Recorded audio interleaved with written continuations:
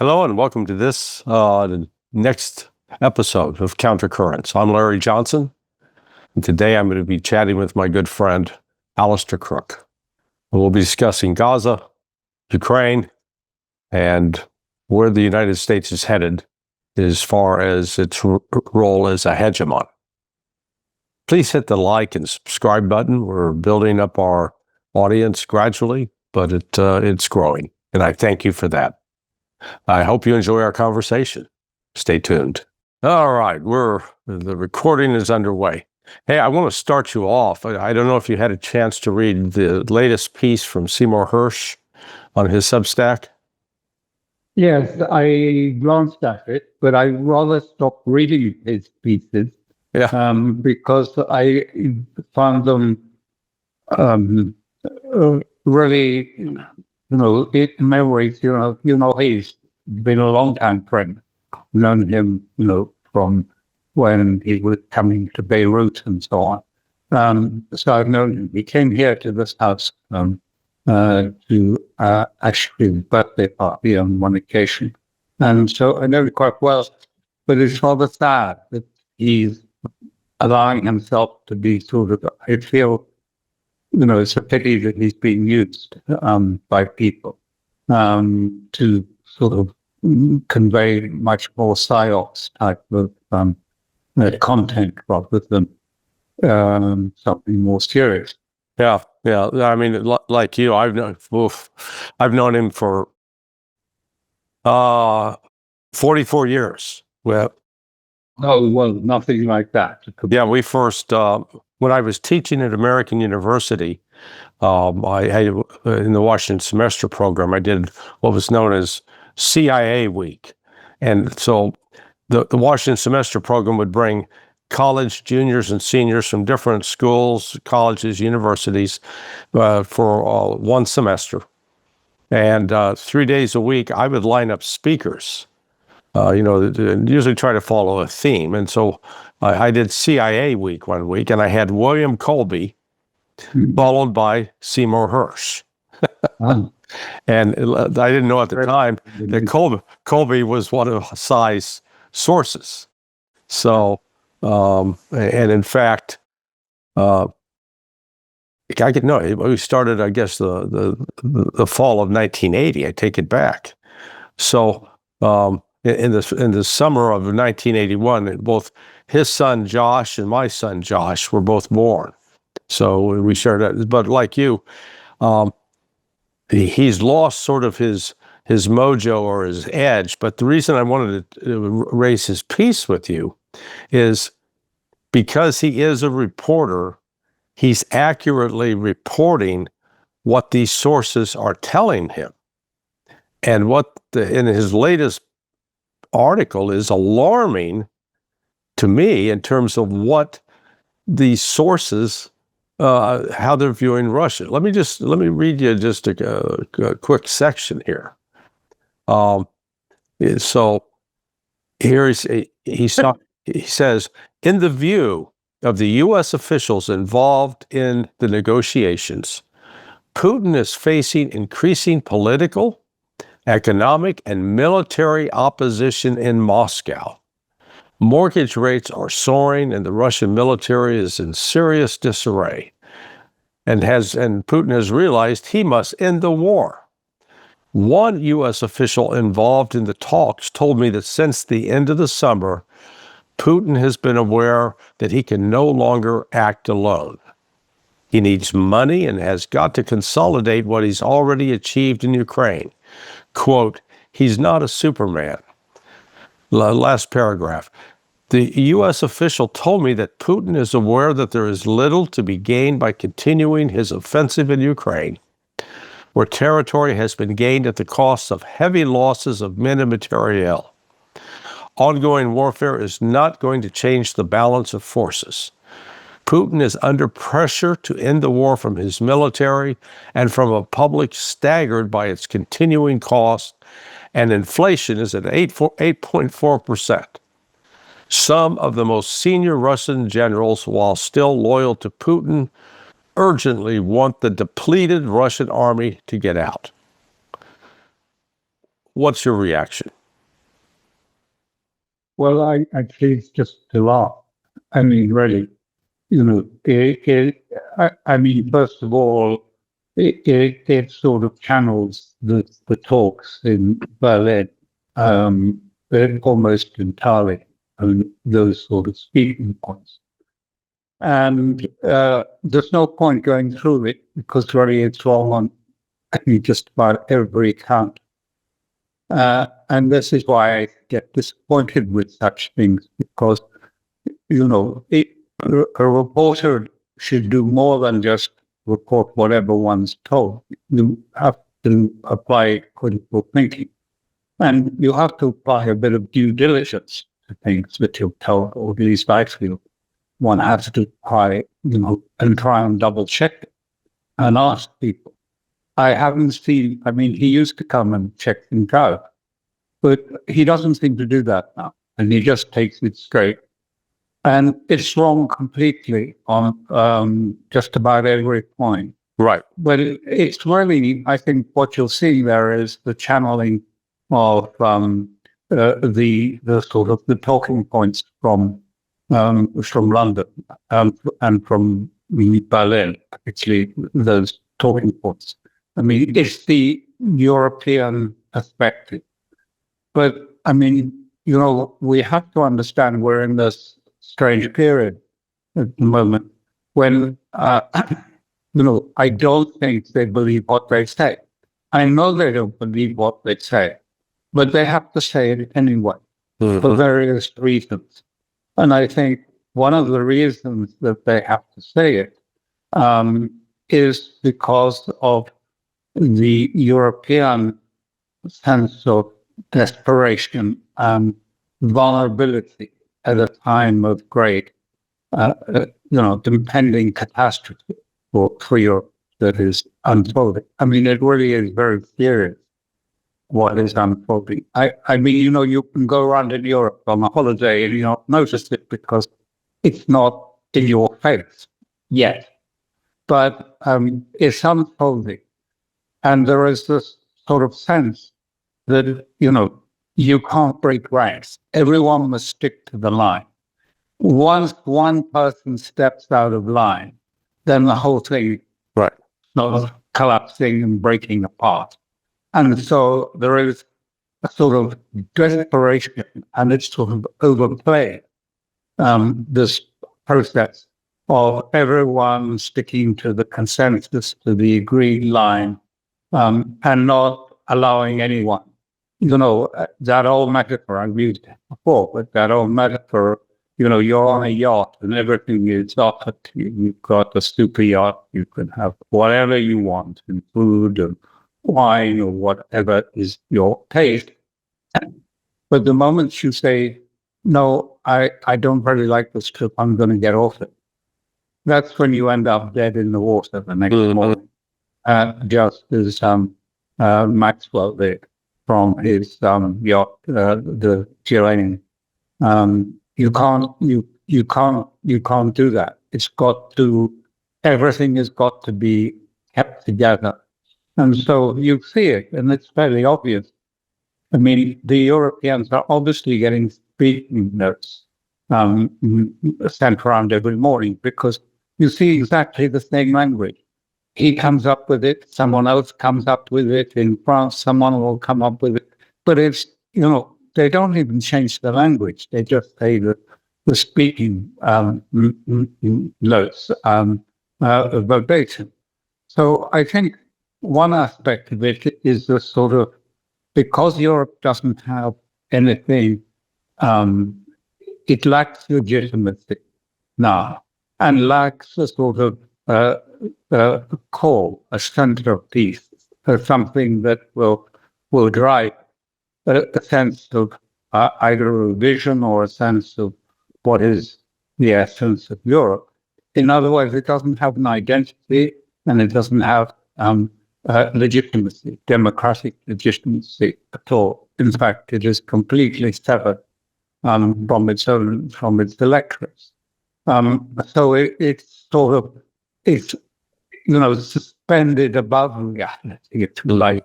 It's in that sort of strange receptacle that you could call Brussels. And I've worked there, and it really is a very odd place, a very strange place of inward message. And people go around the same different title committee meetings, but you go from one and then you go to NATO and you come back to the Commission and then you come back to the Council. And, the people who go on the Ukraine Committee, whatever it's called, or the Middle East Peace Process Committee, you meet the same people day after day, wearing different hats. They're also at the Counterterrorism Committee. They're also at the NATO Committee.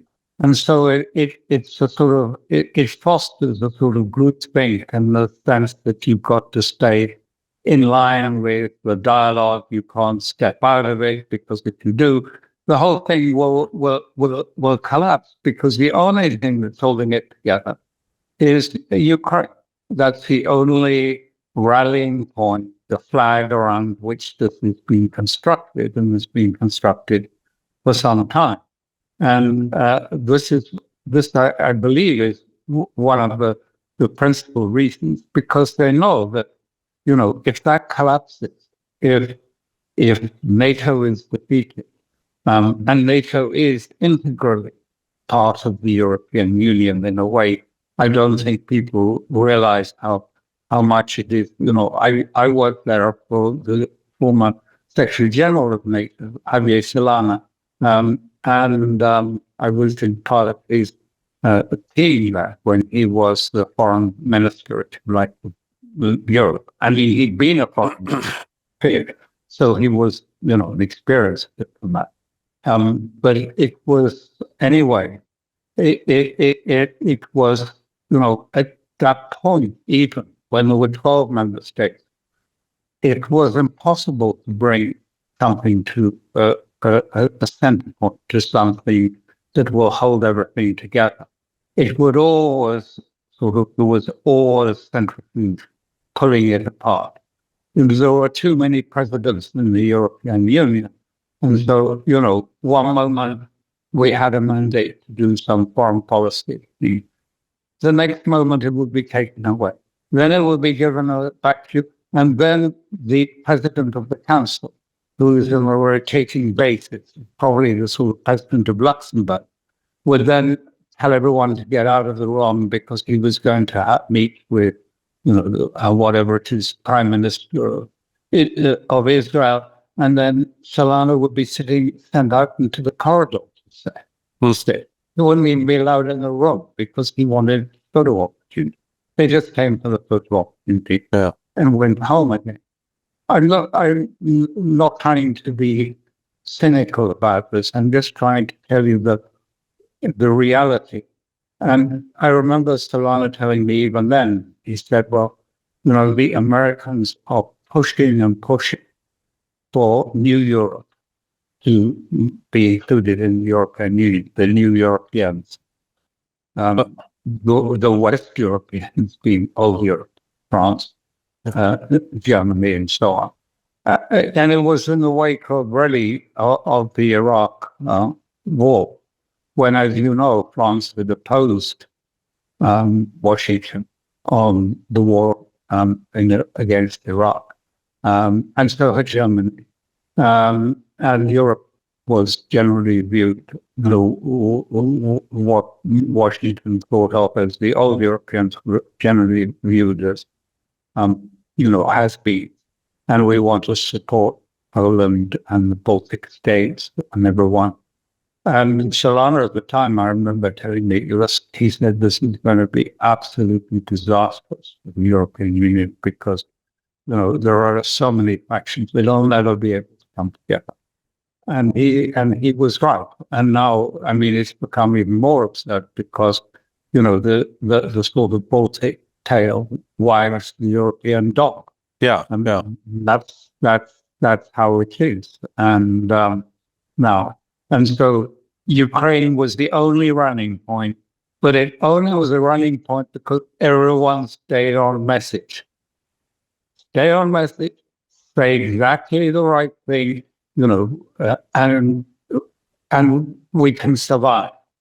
if anyone starts getting out of line, apart from Orban, where we will sort of isolate him more, kind of more of the process, then the thing will collapse. So we've had all these absurd statements, which are being designed by someone in some think tank inside the government, coming out to try and keep it all in line and give it a sort of sense of direction. All right, folks, hold on just a second. We've got something important to share with you. First off, a big thank you for all your incredible support. Our team's been putting in the hours, really working hard to bring you insightful guests, new and improved formats, solid, high-quality analysis every week. Our next goal, hitting that 100,000 subscriber mark and getting that silver button. Let's make it happen together. Every like, comment, share, and subscription truly helps us grow and keep improving. All right then, let's get back to the video. But if this breaks, then it's going to be very serious. Yeah. Well, I mean, what sort of I found shocking, or what I took from that statement, what Psy wrote, is apparently he is I don't know if he's talking to Witkoff and or Kushner or somebody connected with them, but clearly the message coming out of them is this one that is completely out of touch with reality. And it's like, how could Witkoff and Kushner go and spend 5 hours with Putin and come away believing, because these 6 points that Psy lays out in the article, such as, the Russians are willing to accept an 800,000 man Ukrainian army, and they're going, wait, their entire point was to demilitarize. What I drew from this is that it looks like the CIA is not letting go of the Ukraine project, and that they continue to present this false information in an effort to shape the narrative and to convince the policymakers that this, because not just with Witkoff and Kushner, but like Scott Bessent, the Secretary of the Treasury, they continue to repeat this nonsense that the Russian economy is weak, on the verge of collapse. The other thing that Psy was saying, that the military is in disarray. So I took this as they're getting this from the intelligence community, who is basically spreading what are verifiable lies. I mean, do you think that's a wrong interpretation? A little bit, maybe. But the one thing I would note about that, the European document, which is quite separate, if you like. I don't know, there are so many documents, and maybe they merged some of them. Right. But the European document is apart from the Trump talking points. So the European paper is going to be presented, if you like, to Trump at some point, and they hope he will then argue for it to be mixed together. But the key thing was, if you looked at the statements, the European statements and all their demands, which effectively Psy is rehearsing, I don't believe he got that from Kushner or Witkoff. I don't know, but I think it's more likely, as you suggested, it came from Kellogg. Yeah. In your post this morning. I think it's much more likely, because I'm quite sure, it was such a reflection just of the European wish list. It's not even, they haven't negotiated it, it's just a wish list. Everything you want in it, Christmas, Santa Claus, let's have 800,000, 1 million men, what you want in it. They got everything they want in it to force a sort of, that would constitute a Russian capitulation. But the key point was, you didn't see a signature of an American on that paper. You thought they were in the talks, but there was no signature, and I have not heard a formal approval of the paper from Witkoff or indeed Kushner. So I don't know. I think we have to leave this as sort of a little bit uncertain at the moment. what their position is. And I think that there were a sort of a sense I got back from Washington slightly different. At one level, it is, that immediately afterwards, Zelensky said effectively, he said, no, there will be no recognition, no terrain transfer, neither de jure nor de facto, nothing. There will be no transfer at all. And the big play that was made in this thing. Oh, Zelensky made this huge concession by saying he won't apply to NATO. Well, he can say that because, joining NATO is in the constitution of Ukraine. It's going to be there, and he hasn't offered to remove it from the constitution. He's just said, no, well, for now, we won't join NATO. And I think that, there are those in the White House that will see us where, Zelensky saying no to everything. Wants more and more. He wants a sort of huge demilitarized 120 kilometers or something demilitarized zone. 150 miles, not kilometers. So it's closer to, what's about 300 kilometers? Yeah. 150 miles? 175 something, 150, yeah. Anyway, so, I mean, if anything, the EU stuck in even more, potential sort of Christmas gifts for themselves from this. And the security, I mean, I still think it's highly unlikely that America can accept even, those of adult minds in the setup, this language of, NATO-like security guarantee. Yeah. Article 5 like security guarantee. I mean, it's like, the old saying about, being half pregnant. I mean, what is it? Are you halfway into this war, or are you out of the war? Yeah. Or what? I mean, those things, the way it was put was just, completely, everything would be NATO-ish, NATO European troops on the ground doing the training, setting up. And I think it explains a lot why you keep hearing about, saying, oh, war will start in 2030, because, they need a little bit of time to rebuild an army in their imagination and to set it on course for another round of conflict with Russia. But it's not going to happen. It's not going to happen.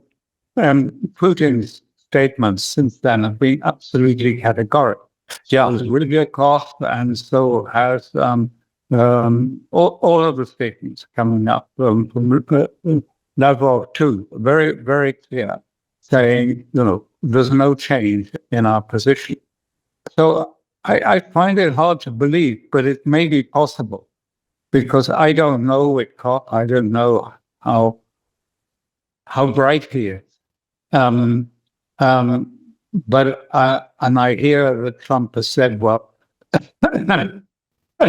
he thinks he can sell this new proposal to the Russians. But I don't see, can they really think that? Because I think Witkoff will find himself looking, rather empty-handed if he goes to Moscow. It will be a humiliation for him and for Kushner. So, I mean, I don't think, they can miss this point. So, what's going on? Well, the question I would ask, and I would come back to you on this. Why would Trump have allowed them to go to this European fest, where it was quite clear that this was Europe who were orchestrating tasked coordinating an attack on Trump's proposals. I don't understand why Trump thought that was a good idea to go there and then to fill the airwaves with all this upbeat noise about how, now Europe it's looking great. There's going to be an agreement anytime because we've come to an agreement with Europe. Right. But you haven't come to an agreement with Russia. You just come to an agreement amongst, all those, prime ministers from Finland and everywhere else that participated. But you haven't come to an agreement with Russia at all. You haven't even begun. There's not a word in those statements that seems to address Russia's position. Right. There's not a word about, security architecture. There's not a word about, what happens to NATO as a whole, not just in Ukraine. I mean, because we've got, there are other things, Moldavia and everything else that has to take into account. So I don't understand, why would Trump have done that? Well, I come back. That's why I'm after seeing this statement, because, knowing Psy wasn't making this up. This is what these people were actually telling him. And so since he's identifying them as officials that are involved with the negotiations, the only thing I can conclude from that is that this is what the CIA is feeding them. Now, we had some indication earlier this year, I guess in March, where, it was reported that in one of the presidential daily briefs, there was a dissent filed by the State Department's Bureau of Intelligence and Research. And, I think you're familiar with the process of how when, like when I was an analyst and I would write a piece, I would have to get coordination or approval from the analysts at the Defense Intelligence Agency and the analysts at the State Department's Bureau of Intelligence and Research and the analysts at National Security Agency. They'd have to agree with my language, or I would have to accept their changes. And if we got to a point where we just couldn't agree, then at that point, they could write a dissent. Say, no, basically, we think Larry's wrong. And so that happened in the spring, and the CIA was pushing the notion that, Russia, all these conditions they've laid out, they're not serious about those. They're flexible. They'll make concessions because the military is a disaster. They're suffering massive casualties, and the economy's weak. And the Bureau, the State Department folks came back and said, no, that's not right. And Trump reportedly got angry at the State Department analysts, and a couple of them got fired. So I think CIA has got so much invested in this Ukraine project that I was going to suggest to you that also, one of the things that tends to determine these two is the meeting of the Five Eyes. And they will be, they will, and that will be very heavily weighted towards CIA's views, but also towards the views of the European intelligence services, who will be reflecting sort of Israeli views on many matters as well.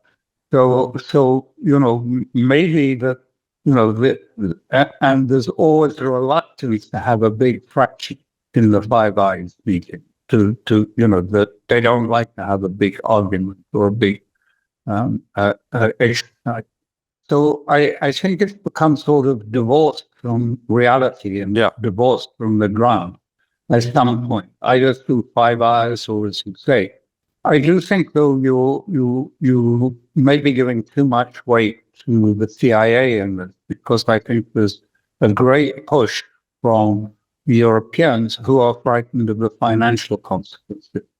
I think the UK, for example, I think holds quite a lot of Ukrainian bonds, and they also have given guarantees, underwritten guarantees to the IMF. for loans to Ukraine. So I think there's real, financial interest. You recall that actually Starmer went to about a year ago and signed a 30-year agreement that would give Britain control of the ports. Was it 30 or I thought it was 100? Oh, 100, yes, you're right, 100 years. Well, and that he would give $3 billion a year for, I can't remember how long, but a long time. But of course, in the course of things, this is all going to be worthless paper. Yeah. But they have invested in that, and in agriculture and other things. So the Europeans are worried about that at one level, and they're worried more particularly because they haven't the money to fund Ukraine from April onwards. It's actually before April, but that's why they're desperate. And Zelensky said in this, I confidently expect to be given 45 billion euros for the next 3 years. That is the commitment I got from Europe. But that was a commitment made without having gone through the process of actually securing the funds. That is being discussed today at the Council. There's a proper European Council meeting taking place just about now. And it's very divisive because there are many countries that are opposed to the confiscation of the assets. Not all of them are big countries. But what has been happening has been on the making it frozen indefinitely. The leadership in Brussels decided to use this extraordinary measure, 122 of the Treaty of Rome, to declare an emergency. What emergency? Yeah. No. The only emergency is the one that they created for themselves. There's no emergency. So they've used it, and that has meant that they could move to what they call qualified majority voting. Well, let me just also toss in. You saw that just before the meeting in Berlin, that Witkoff, Kushner, they were meeting. There were talks in Washington about Ukraine, and Larry Fink of BlackRock shows up to that. Exactly. So all of a sudden you go, whoa, wait a second. And if you check the AI, the artificial intelligence engines, they all say, oh no, BlackRock doesn't have much to do with Ukraine. They're not exposed there at all. I'm going, that's nonsense. I think that they must be heavily exposed and are trying to salvage this. Yeah, even down to agricultural land, but they're deeply involved, and they have options and rights on the gas fracking industry in Donbass and the offshore oil prospects. Yeah. All of which are not going to materialize unless there's a huge change in the system. But what I was just going to explain to you, when you hear it's not unanimous voting, but qualitatively majority, this is a trick, and you ought to understand it. That doesn't mean a direct majority. What that means is it's going to be a majority vote held and weighted by the population size of the countries that are voting. Mm-hmm. So big countries, like France with whatever it is, 60, 80 million people, will have a vote 8 or 10 times the size of a small country. So this is the way they hope to push this through. Against, there are at least 7 states who said they are going to oppose it. But they may still be able to push it through if they go for qualified majority voting, because it's done by population size, not by one state, one vote. Let's see if there's a majority of one state, one vote. No, it's done by population size. So this is going to be hugely divisive in Europe. I mean, to do away with the unanimity to start with, and to push things through just by the big states, the sort of prince states, that's the big five. Yeah. Pushing things through against the wishes of smaller states is going to leave a really bitter aftertaste for many states. Not just about Ukraine, but the principle of the EU adopting these measures to push through something of this sort is going to be, fracture Europe in many ways, because it sets the precedent that no one thought that they would move to. And as they go on, they're doing more precedents on top of that. By now that there's no playing it. I mean, the money is just going to go to fund, into general fund for Ukraine, 45 billion for 3 years is what Zelensky said he was being promised. But that vote is happening today. And we'll see. It's just possible that it won't. And I believe, paradoxically, Washington has been lobbying amongst some of you saw that there was the Defense One website in the US was suggesting there was another separate national security statement that was floating around, in which it suggested the United States should work to remove countries like Italy, Hungary, I can't remember all of them, 4 or 5 states out of the European Union, ones that were inclined towards US anyway. So they have been lobbying against the funding. I don't think it's for the best of motives. Right. European is actually because they want a slice of it. And they want to use that to underpin this reconstruction building for Ukraine that Trump is interested in, I think. And BlackRock is going to be a part of that. And this all comes back to this bizarre idea that Witkoff and Kushner and Trump have concocted. That really the whole problem of Ukraine is about money, about cash. Who's going to get a slice of the cake? And not about, the deeper root causes or the history or anything else. It is about, how do we make a structure that everyone gets a bit of a payoff?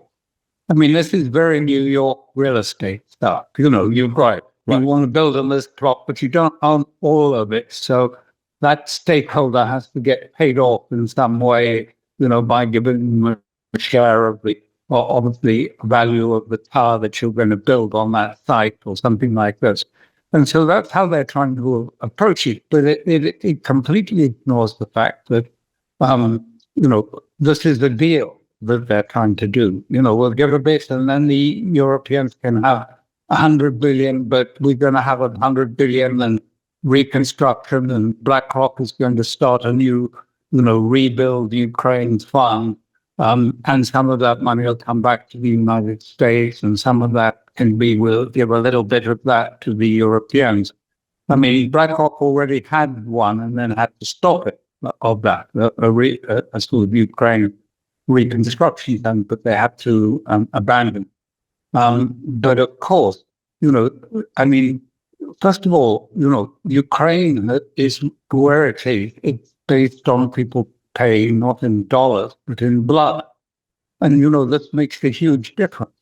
And, when I was last in St. Petersburg, even the most, liberal, more Europeanized part of Russia, people understood. They said, look, if we don't settle this properly now, we have paid this much in blood.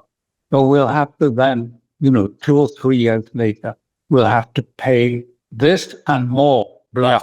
Yeah. To get a final settlement. So it's not just about, a little bit, shall we give them a bit of carrot here? And then it's all based also on the sort of corruption on the laundromat funding, going in the reconstruction fund, and a little bit of it will end up back in, Brussels and Washington and in various ways.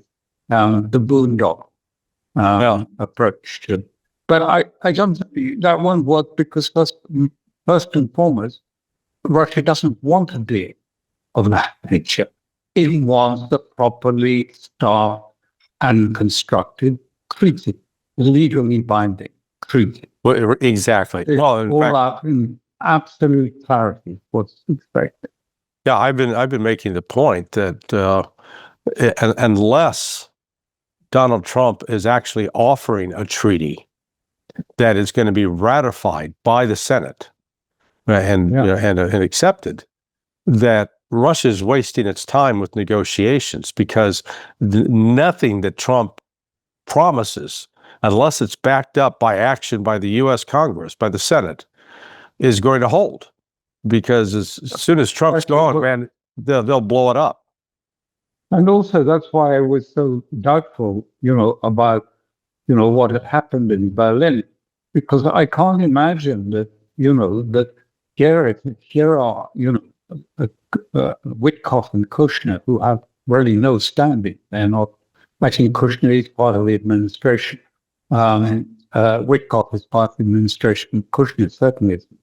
I mean, to give them assurances of, Article 5, like NATO security for Rump in Ukraine. Mm-hmm. I mean, did they consult in the Senate? Did they talk to anyone about it? I haven't heard so.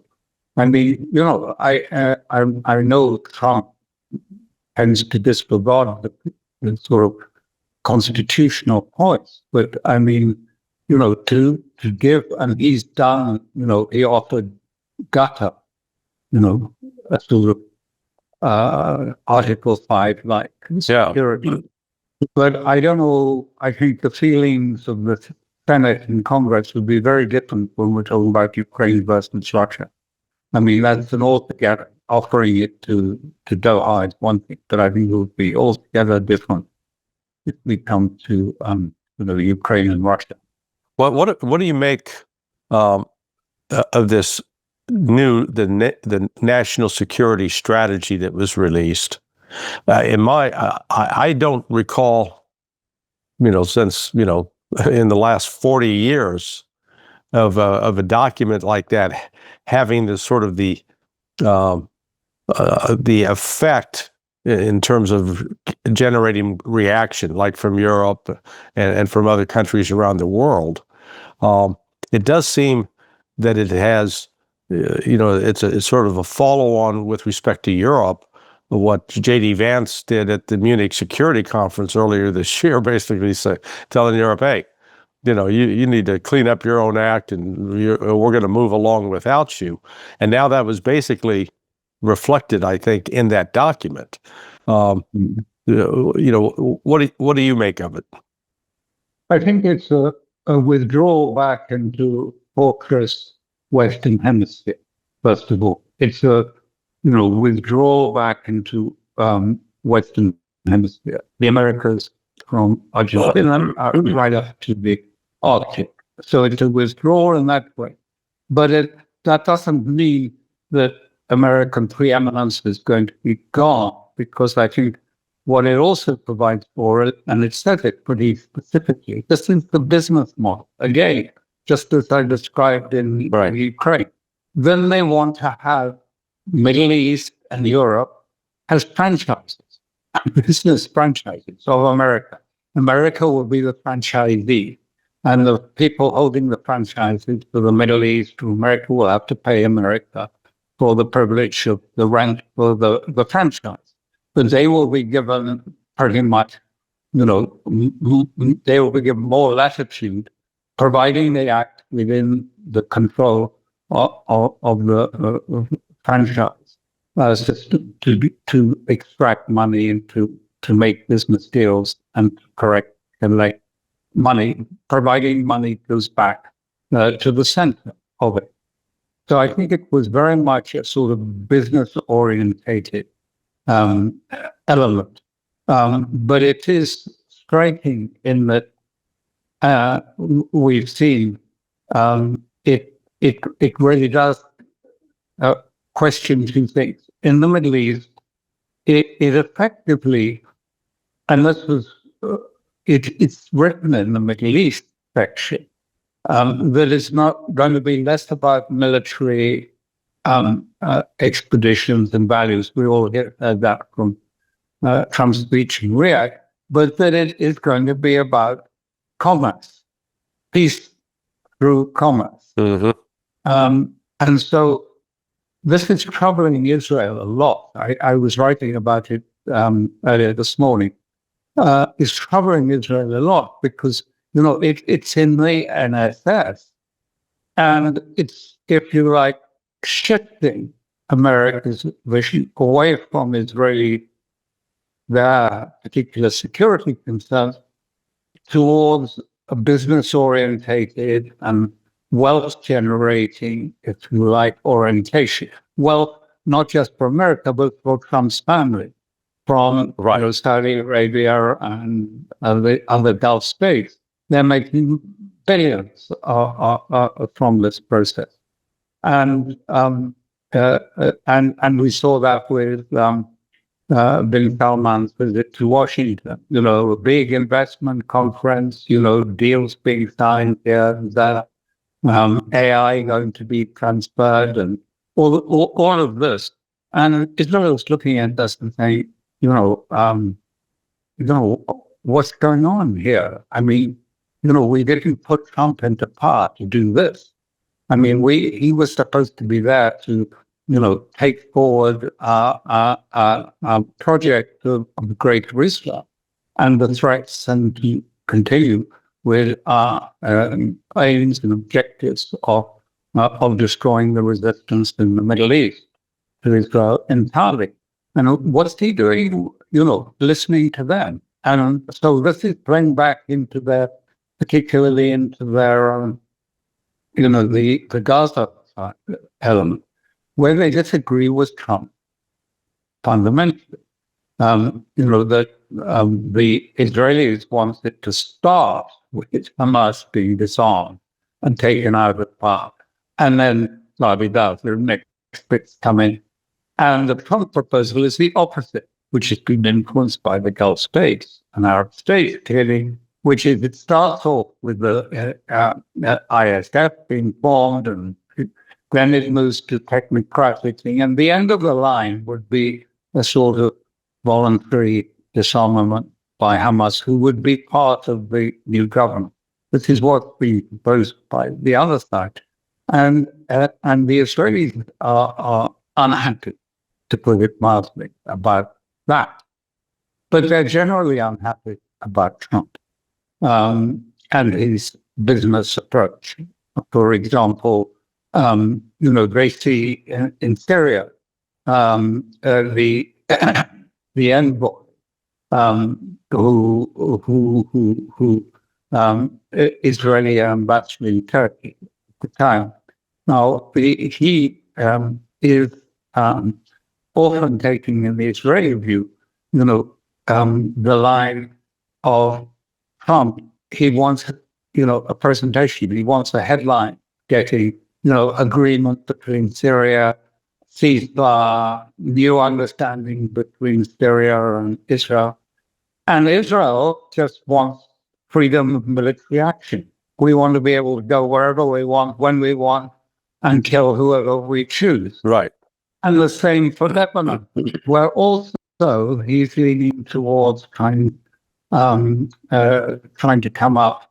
This is Tom Barak trying to lean towards coming up with something that would give Trump an ability to say, "Look, I've done another great, ending the conflict here."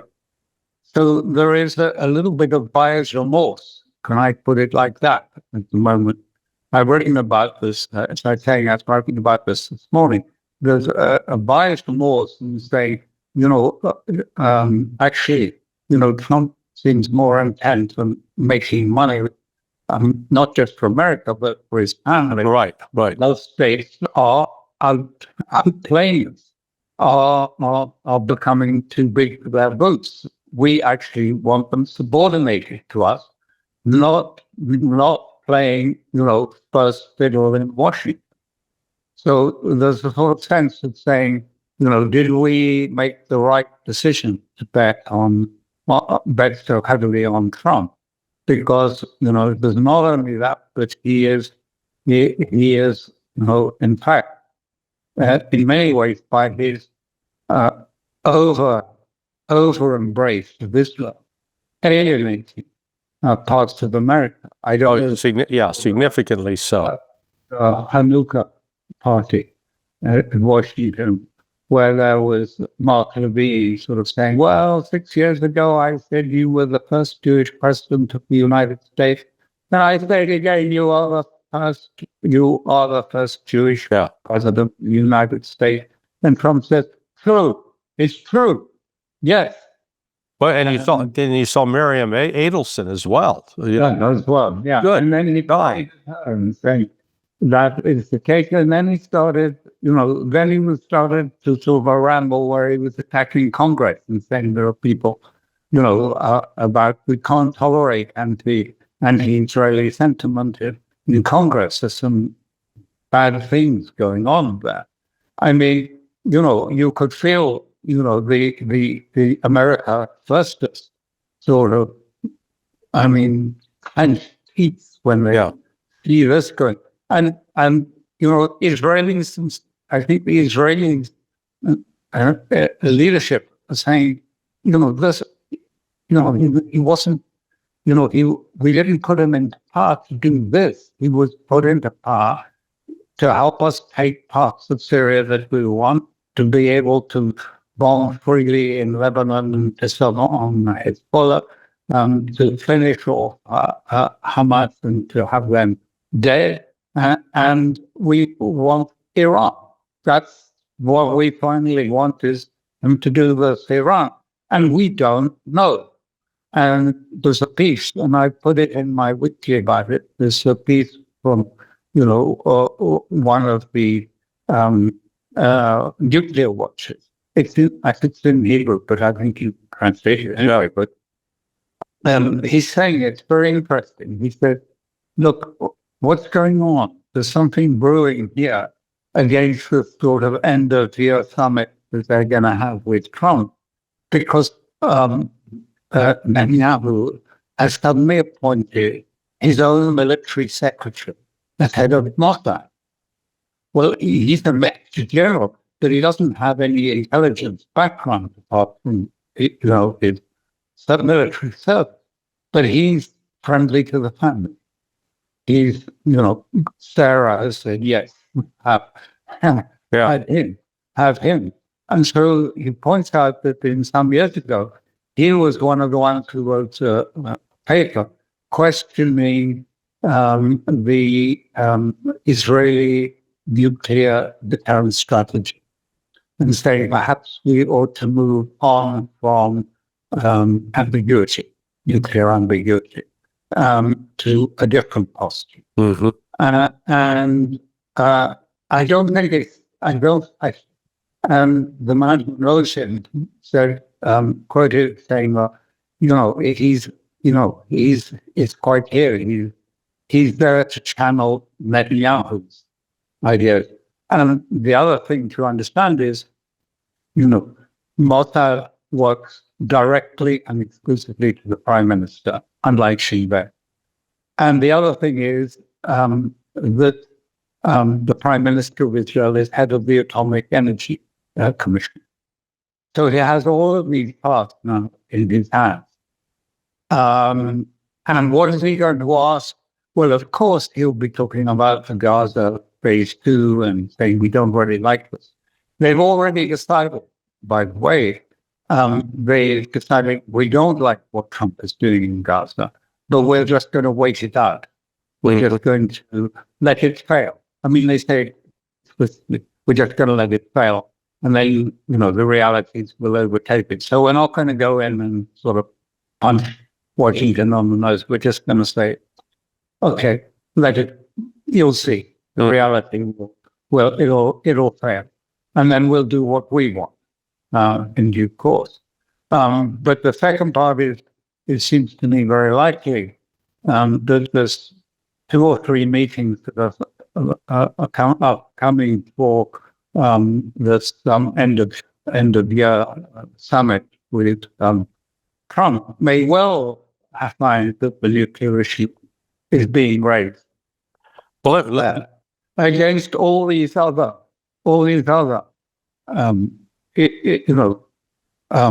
the feeling that, we can't trust Trump on the nuclear issue. Because what happened? I mean, he gave a green light, but then he says that it's obliterated. All the nuclear sites in Iran were obliterated by the bomb. Well, Israel doesn't believe that. And they don't believe that Iran doesn't have its 450 kilos.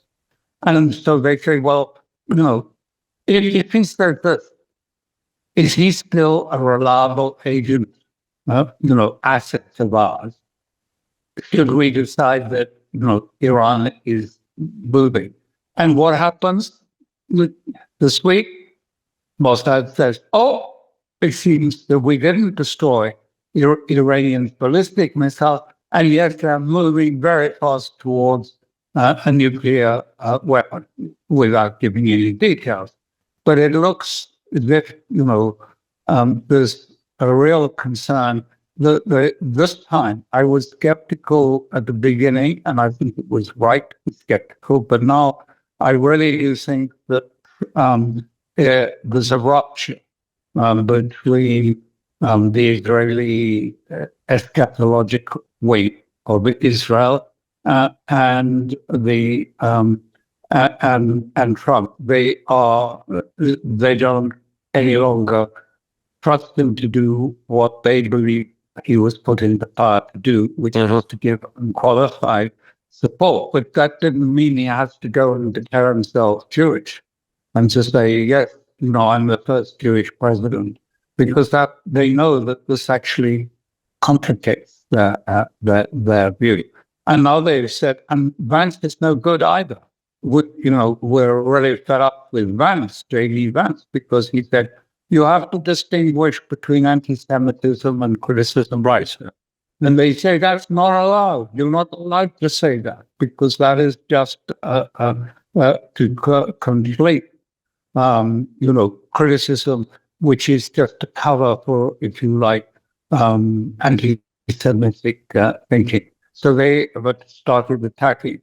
So I feel something is more substantive is taking place now. I mean, it's early days, but I think just as we have this other breach, we have the breach which we have to think, what does that mean? The breach between Europe and America, which obviously means a fracture or the end of NATO. But Merz said in the last couple of days, Merz said very strongly, he said, look, Pax Americana, finished. It's over. Don't be nostalgic. It's just that slump. It's over. It's all gone. That period we have. And what's more, we'll prove to them we're not weak. And so we have that breaking up, which will have consequences. And then we will have consequences, if you like, from Israel suffering from buyer's remorse for having put Trump into power. What are they going to do about it? I think they just wish he'd disappear tomorrow. Or this very soon.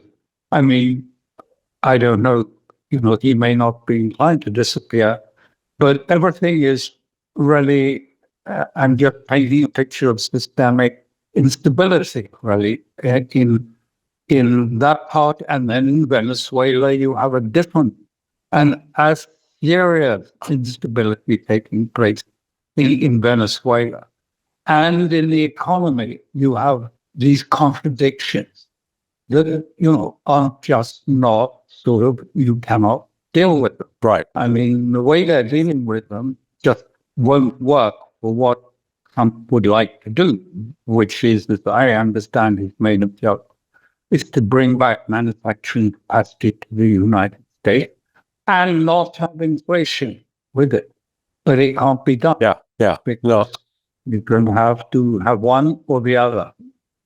Well, let me ask you. The hour has flown by, and this is a big open-ended question, but get your commentary on it, and then we'll close out. Do you think that there's an Israeli angle to Trump's Venezuelan policy? In other words, is it an effort to try to secure an alternative source of oil for Israel, with Israel anticipating that there may be disruption down the line with Turkey and Kazakhstan and Azerbaijan, that and anticipating even the possibility of a shutdown of oil flowing out of the Persian Gulf because of an attack that will take place on Iran, and with Iran likely retaliating by shutting down the Gulf of Hormuz. Is that a possibility as far as the calculations underway, or is that just far-fetched? I think there are. I mean, when he came into office, and I said, the main concern of Trump during the year ahead will be how to solve the economic contradictions of the United States. Too much debt, too much fiscal expenditure, and the lack of a manufacturing base in it. And that will determine geopolitics for this next period, that actually how he sees to fix it, either by shakedowns of people or by changing it in another way. And I think, he's had very dependent because he's bet everything on AI. And as you know, I was just in China. And in China, the Chinese think, as you say, we're running out of time. I won't go into it, but the Chinese think that American AI is going to crash and burn. And they have good reasons for thinking that. Mm-hmm. It's just not doable. Just one fact to underline it. In China, a gigawatt of electric energy, which is, the all and end all, the AI makeup thing, is 1/6 of the price that it is in America. 1/6. Yeah. That would have to value the dollar by about 140% to sort of equal this out. But I think what we're seeing in Venezuela is what I think is the NSS's final, conclusion, that the new war, peace through business, the new war is actually a war to determine who sets the next economic architecture for the growth. Will it be the free trade Bretton Woods architecture, or will it be Chinese, Russian, BRICS architecture, which is the inversion of the free trade model? And what's happening in Venezuela and in the area is an attempt to uproot all the Chinese infrastructure that is in Venezuela and across most of South America up to Colombia, to take it all out. Well, is that possible? What will be the consequences? Yeah. Well, it's certainly likely to put the United States into direct conflict with South America, with China, because China have a big stake in these things. Oh yeah, no, absolutely. Remember, they put $1 billion into Venezuela to develop oil fields. Now, they went in quite big in Shanghai Expo, I believe they did this. Yeah, I wonder if the Chinese would be inclined to, Trump has put a blockade on the ghost ships, essentially. These, they're not flagged officially as part of Russia, or if, to prevent these oil tankers from going in and out of Venezuela. But China has oil tankers that are flagged with the Chinese flag. And I just wonder if the Chinese will say, okay, we're going to just go in openly to do it. I think that this I've done a lot of work in Central America and in Colombia and Venezuela, Ecuador. And, the Chinese have been running the ports. There are 3 major ports in Cologne. They've been running those for 30 years, for God's sake. I mean, it's just... Actually, to sort of uproot all this infrastructure. Yeah. And, it's not simple. The other thing I just see, but I mean, who knows, but I see that some of these tankers now, shadow tankers, whatever you want, they're not shallow at all, but they're just not insured at Lloyd's of London. Right. These tankers have now got armed troops aboard them. So that will make boarding them by helicopter a very difficult task. Yeah. Well, looking at the clock. Well, no, there was actually somebody outside my window. I was saying, "Who is that?" I thought you were thinking, "Oh my God, can you stop talking so I can close out?" Well, we've gone over an hour. I appreciate your time. I want to wish you and your family a Merry Christmas and the best for a Happy New Year. And I look forward to our future collaborations together, where I very much value both your friendship, your insight, and your wisdom. So thanks for sharing, Alastair. Larry, thank you, and keep up your good work. You have an amazing ability, a Trump-like ability to communicate and actually, to make people hear what you're saying. This is true that Trump does seem to connect with people in a way that is quite difficult to fathom. You don't do it in the Trump way, exactly, but you have a sort of repertoire of movies and films that you draw on, which makes people understand complicated ideas. Keep it up. It's very good. Yes, things are brewing. We will, I'm sure, be in touch about other projects in due course. So, well, hey, thanks so much. Happy Christmas and good wishes to your family. All right, great. Let me hit I don't know about you, but I can never get enough of being able to sit and talk to Alastair. He brings enormous insights and understanding to a very complex world and ties together lots of seemingly loose ends and shows that it may all be part of the same fabric. I thank you for taking time to watch this episode of Countercurrents. Please hit the like and subscribe button. It does help build the audience, and we're ticking upwards towards 100,000, which I really never thought possible, but it's we're starting to have an impact. I thank you for watching. I'm Larry Johnson, and this is Countercurrents.